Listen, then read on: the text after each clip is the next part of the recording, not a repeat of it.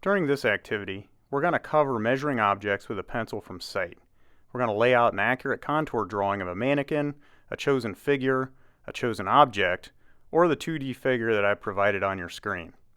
We'll add value to your drawing by shading in a very simplified way, and you can pause this video at any time to get caught up or just to take a break. Begin by holding your pencil in your hand with your thumb pointing up as shown.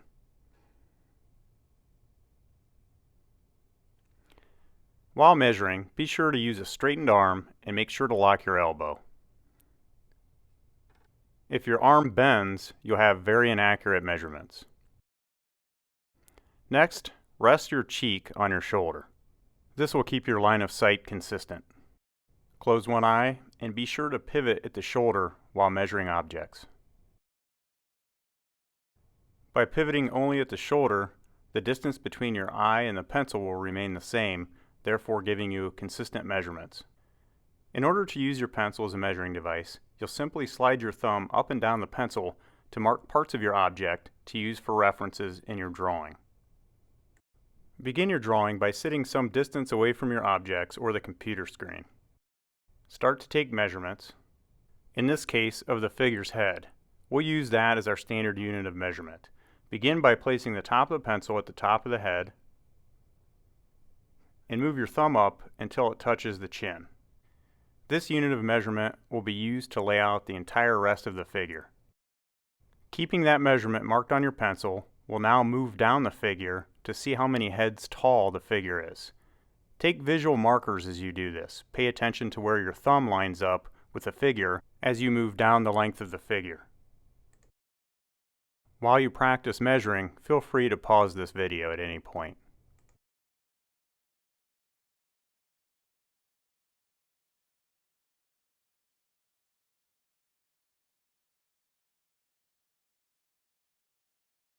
In this case, my figure is 7.5 heads high, or 7.5 standard units of measurement. I'll note that on my paper and remeasure just for the sake of accuracy. This standard unit of measurement will be compared with all the different parts of my figure, and I will use it as an aid to my perception skills so that my drawing can be as accurate as possible.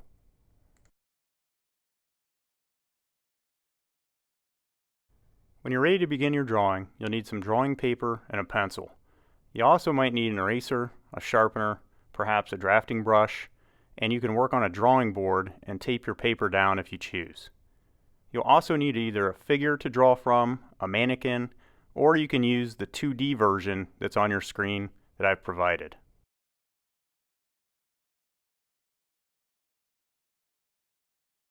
Begin by measuring the head or a small part of your object to begin your drawing. Make sure you measure the entire object in relation to your standard unit of measurement.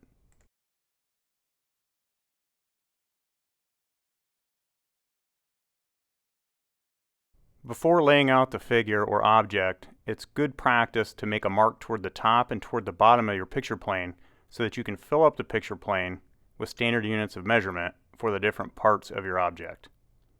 Stay very light with your lines and estimate a head size that you can fit 7.5 units within. Again, stay very light because you may have to go back and erase. Measure from the marks that you put on your paper as you lay the figure out, as this measurement will be different than what you cited. All we're concerned with is how many units of measurement you'll be using. In my case, I've approximated a head size and I'm trying to fit on 7.5 of those head lengths on this sheet of paper. Make as many adjustments as you need. These don't have to be perfectly accurate, but the closer you get, the less work you'll have to do in adjusting later on.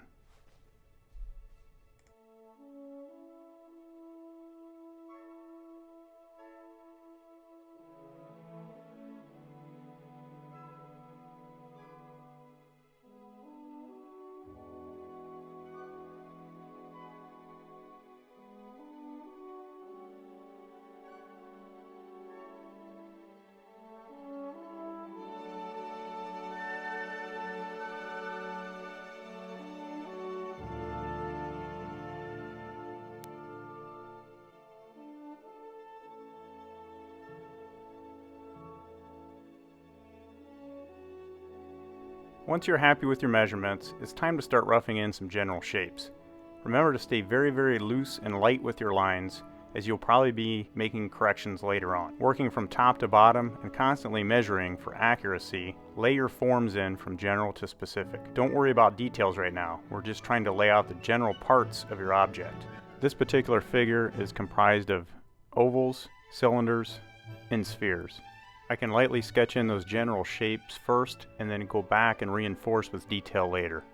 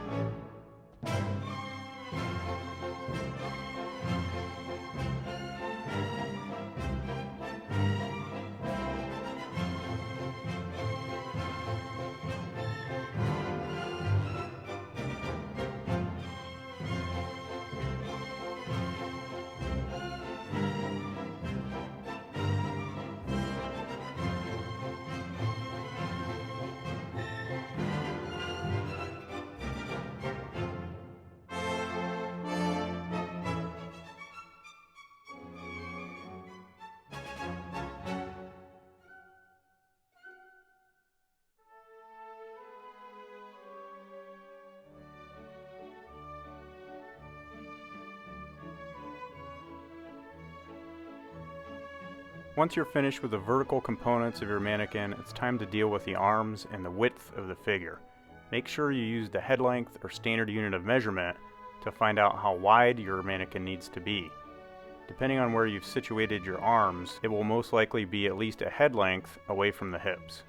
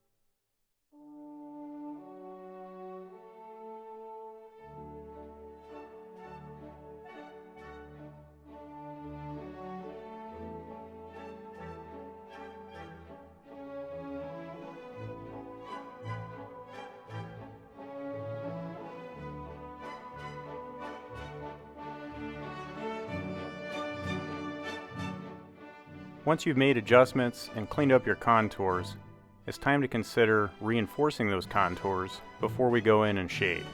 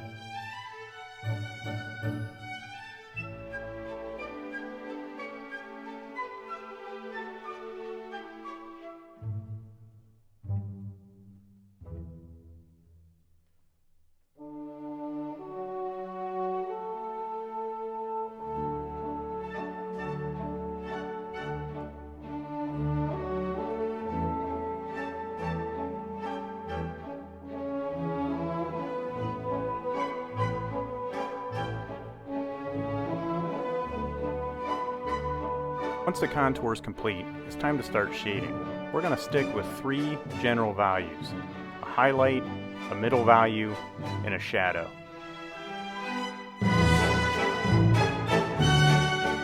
On your object or on the mannequin on the screen, try to pick out the lightest areas of the object. Pay attention to where the light's hitting.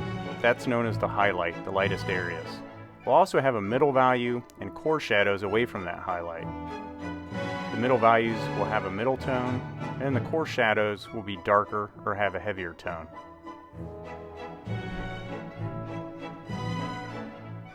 Every part of your object or mannequin will have all 3 components of shading.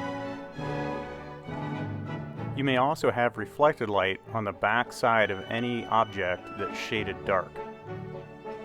Try to pick those areas out, as that gives you even more form and makes the object look more realistic. Begin shading by adding a middle value everywhere that you see value. Leave highlights alone, leave them white, and lightly shade wherever you see that middle value and the core shadow.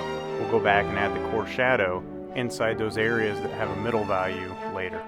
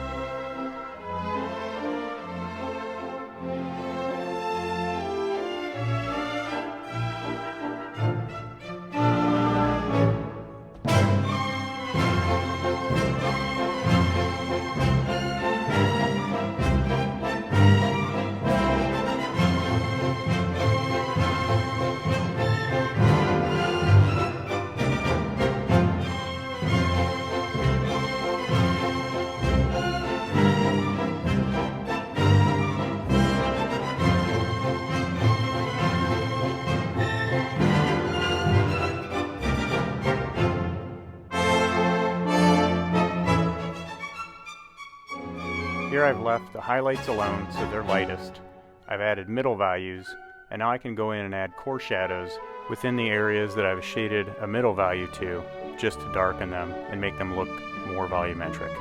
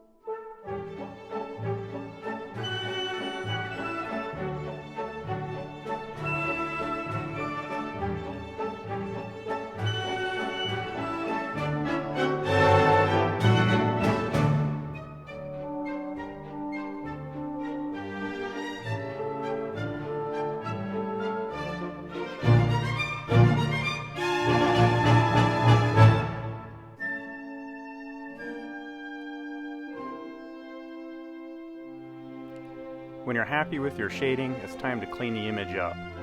Take your time and erase any smudge marks that you might have left by resting your hand on the sheet of paper, any notation, or anything that will detract from the drawing itself.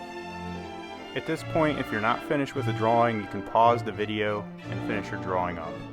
I hope you enjoyed this activity.